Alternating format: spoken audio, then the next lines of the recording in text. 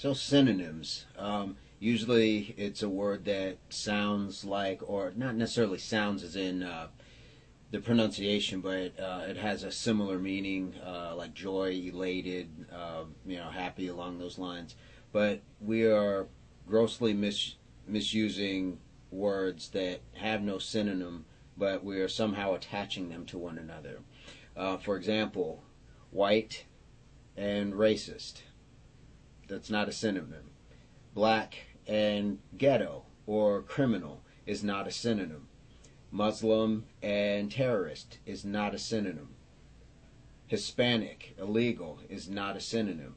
I hope you catch my drift, because what's happening is when we hear these things, such as male, and it equates to somehow being oppressive towards women, or when we hear female, depending on what context, then it has something to do with being, a weaker sex or something along those lines. When we hear these words attached to somebody else's from a different demographic with a different point of view, when we hear it used in that context, in just a simple context, we immediately attach it ourselves to the other side. So if a black person were to say something about white people, then somebody white reads it, and they're not reading white, they're attaching a black person saying white, and depending again on the topic, they're using that as racist, and then they become defensive. And I have seen that where a man may say something to a female driven point,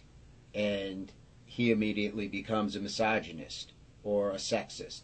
So we are grossly doing ourselves no service in the way of the people who educated us in the past and what we should know now, and how we're treating one another through our own miseducation. We are possibly one of the nations that should have the highest rate of literacy, yet we tend to keep ourselves illiterate because we choose to use particular terms, phrases over and over and over.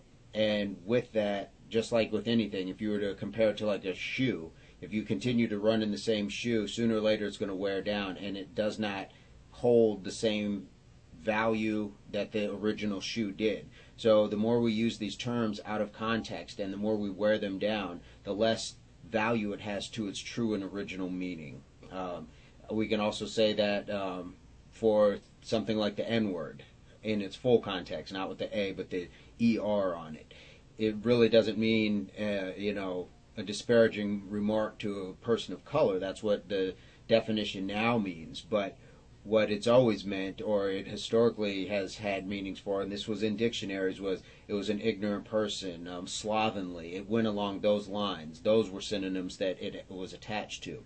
But somehow we've attached it to the black culture and black people, and we are just doing ourselves a great disservice because our communication is breaking down, not because we're not talking, but because we're using terms, phrases, and meanings that do not apply. With that said, I will also say that in communication, let's be very clear, let's be very concise, don't talk cryptically. If there's something on your mind and you have a legitimate question, let it be known, especially if you're talking across the board to somebody of a different demographic. That's the only way we're going to start finding solutions, is by actually asking questions that other people can answer for us rather than just make assumptions. I hope this little bit helps, and I can only bid everybody a great day, and peace, love, unity, solidarity. Take care.